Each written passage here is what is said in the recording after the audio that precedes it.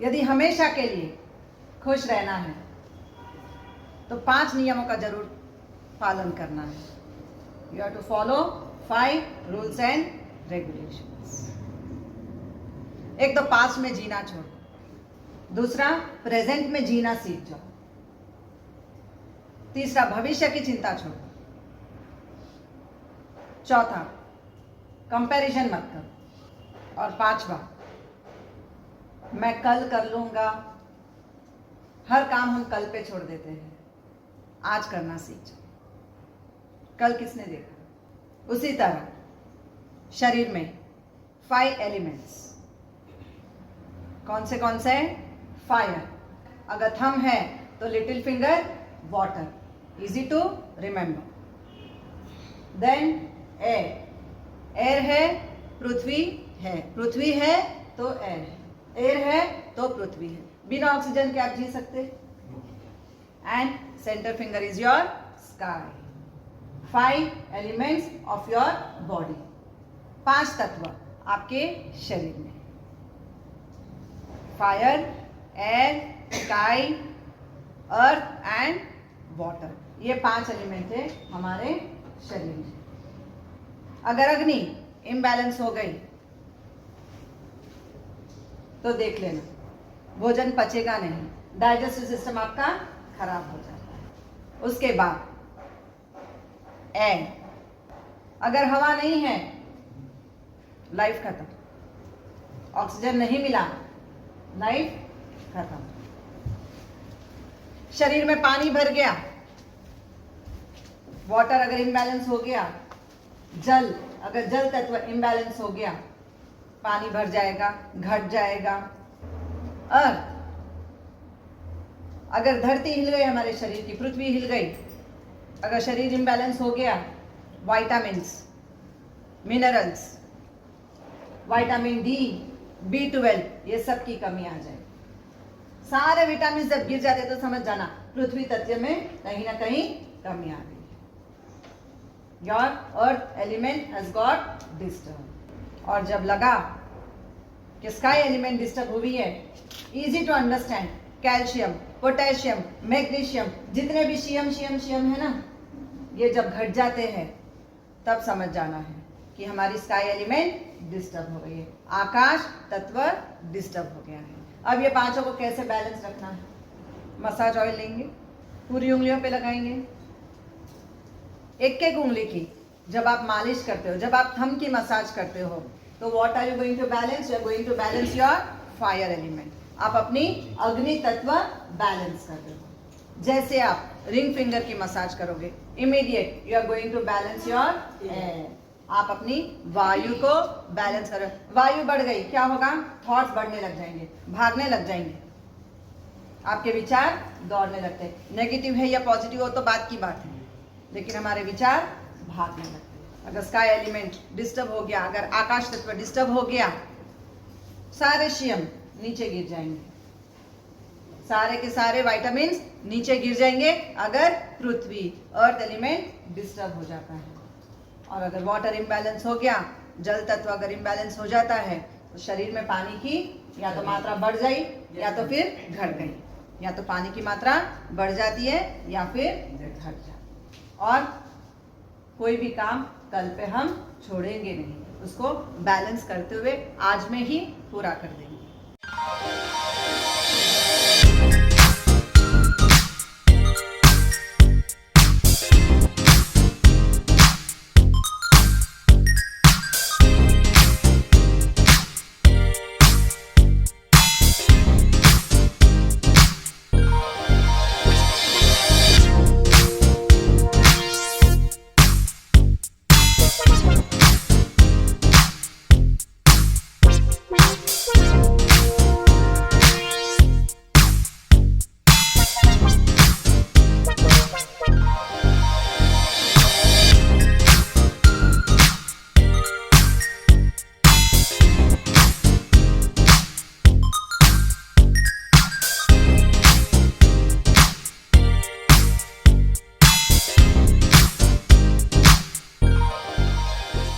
तरह की वायु है हमारे शरीर में.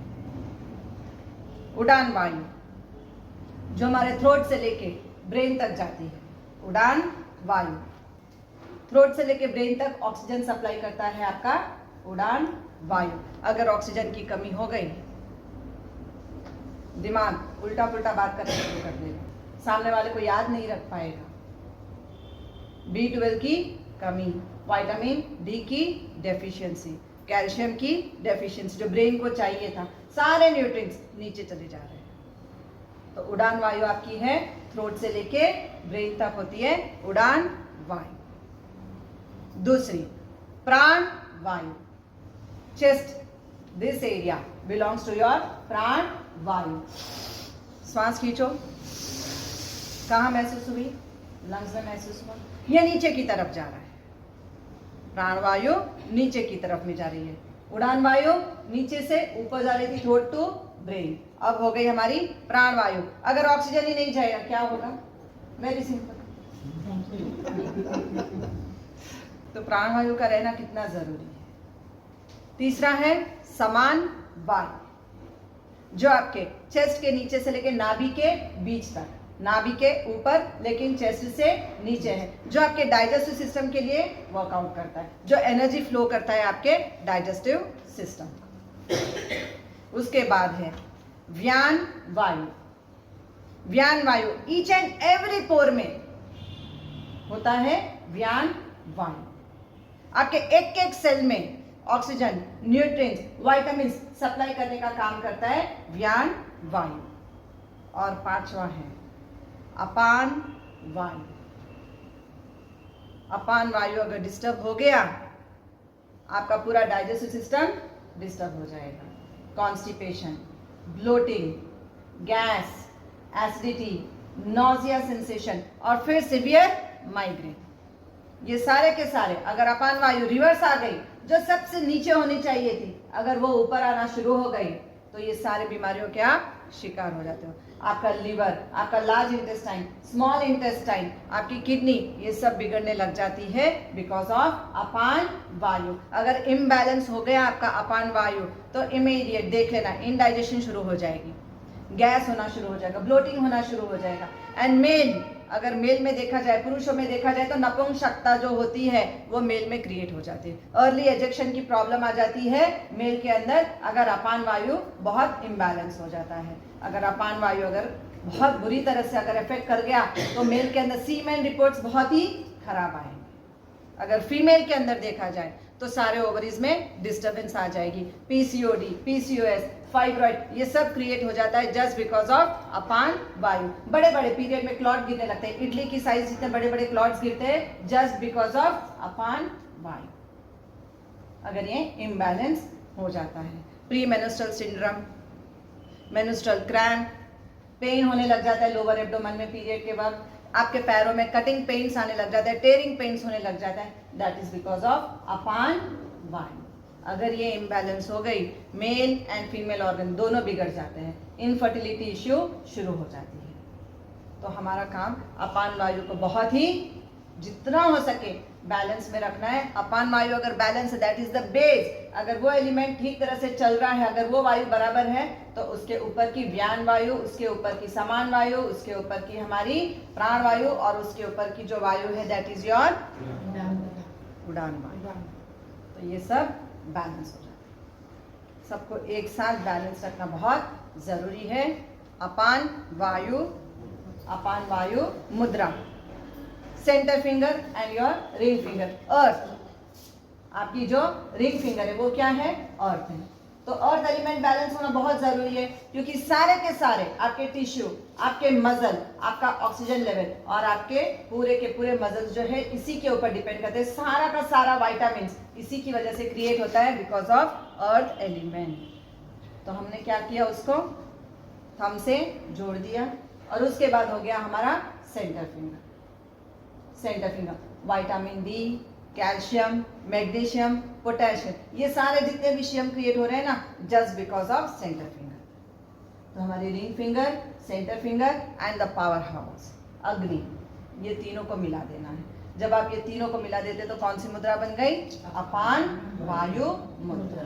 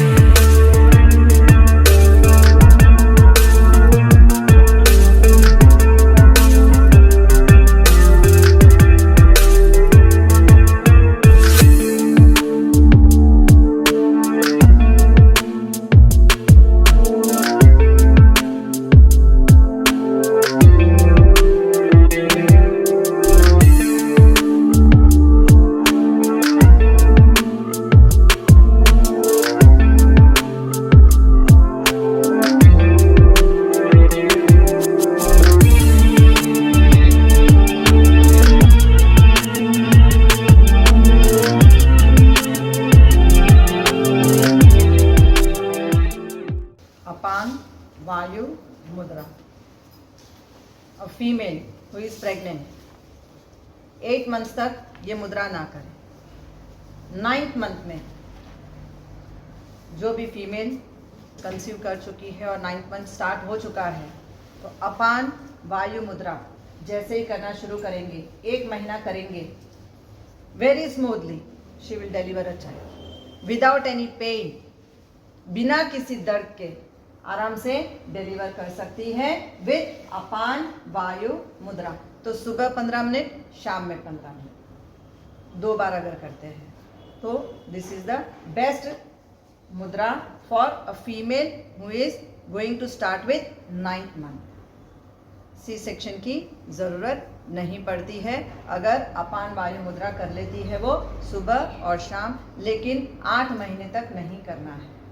9th मंथ में कर सकते हैं अपान वायु मुद्रा, जिससे baby will be totally normal. उसको बाई फोर्सेप्स से करने की ज़रूरत, निकालने की ज़रूरत नहीं पड़ती है, ना ही सी सेक्शन से।